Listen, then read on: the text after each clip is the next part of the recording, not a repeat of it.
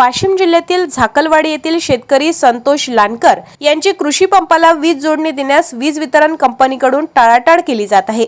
वीज वितरण कंपनीच्या मनमानी व भोंगळ कारभारामुळे शेतकरी पुरता हतबल झाला आहे। याकडे वरिष्ठांनी लक्ष देण्याची मागणी शेतकरी संतोष लक्ष्मण लांडकर यांनी केली आहे।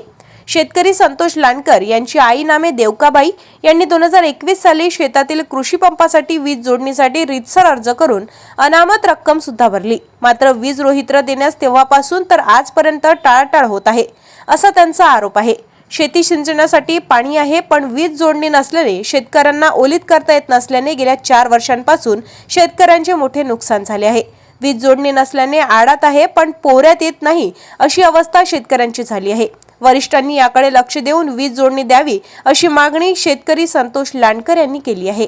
ताज्या घडामोडी आणि आपल्या शहरातील बातम्या बघण्यासाठी नंबर 1 न्यूज चॅनलला सबस्क्राइब करा, शेअर करा, आपल्या प्रतिक्रिया कमेंट बॉक्स मध्ये द्या।